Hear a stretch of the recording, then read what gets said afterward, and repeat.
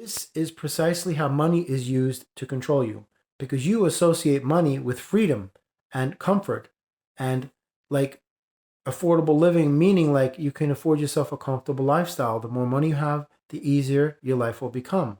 And so it is through the association of money being the only thing that can give that to you that is your fear of losing it, not having enough of it, or spending it, or not having an availability to have access to it. That's how they control you.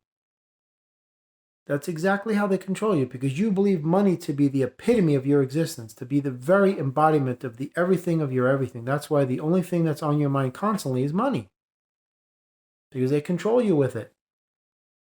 It's just another just another fear mechanism. Why do you think you have artificially induced volatility in the markets?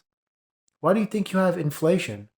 Why do you think you have taxation and economic downfall and deprivation? Why do you think you have recessions, depressions, economic collapse? Unemployment rates go skyrocketing, inflation, cost of living increases and adjustments. It's all artificial. You have the deficit, which is artificial. Let me tell you something. The one thing they don't have is a deficit. They have unlimited budgets for their military spending. Unlimited. And they don't have to answer for it. There's unlimited money. Just like everything else in this universe is unlimited. But you know how they say, get yours while supplies last, limited time only, limited supplies? That's not true. Everything is unlimited. They just make you believe that it's limited because you got to run out and get yours and beat the other guy to it, or else he's going to get it and you're going to be left without it. And that's how you feel about money. I have to make as much money as possible any way that I can and make sure that I'm okay, forget about everybody else.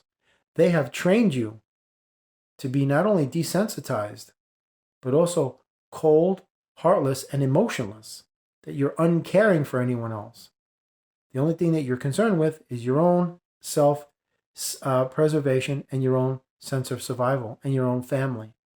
And that's how they isolate you into pockets. That's why they gave you a different last name than other people. It all fits in with what they're doing.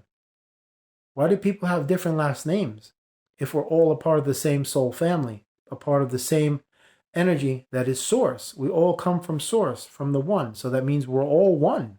So why do we have different last names? Subdivision. That's why people fly flags, to reinforce the pride of their blindness in the mind virus. It's just that simple. And money's no different. Money is what controls you. You're afraid to spend it. You're afraid that you don't have enough of it. You're afraid to lose it. You're afraid that more won't come in, that the economy will crash, inflation will hit, and you'll deplete your savings because you exist in fear. And fear is how they control you. Fear does terrible things. It destroys your immune system. It floods you with stress, which is an artificially induced volatility.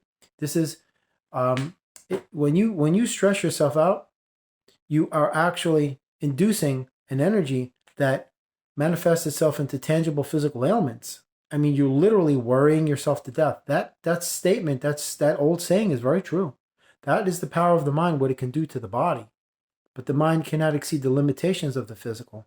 So when you're doing your manifesting or what you call an imagination, that has nothing to do with this physical element whatsoever. That's something else. But anyway, like I said, you're not the body. This earth is not your home, and this life is an illusion. And you have to stop allowing this illusionary element to control you with something that doesn't even exist. Because it's the fear of this and the fear of that is what's controlling you. It's your association to that money that you established as your security. It's something that is your comfort zone. So that's why you spend the rest of your life earning as much of it as possible, because you feel, because you've been conditioned to believe so, that the more money you have, the safer you will be, and the more secure your life will be.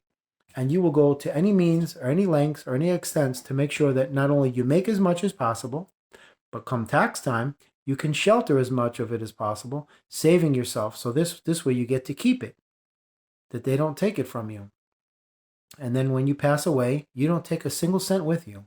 So you wasted your whole life procuring something that has no intrinsic value anywhere in the universe, and that fear controlled you the whole step of the way. So you wasted the most precious asset, the most precious commodity, and the most valuable gift, which is the gift of life, in the pursuit, ascertaining, and the procurement of something that you can't take with you when you go. So tell me what type of life you had that had a quality to it, and not some sort of endless stream of consecutive quantitative experiences marrying themselves together to become this culmination of absolute nothingness. And it was all controlled with fear, subconscious delusional social programming mechanisms, and good old-fashioned propaganda and psychological warfare. That's it.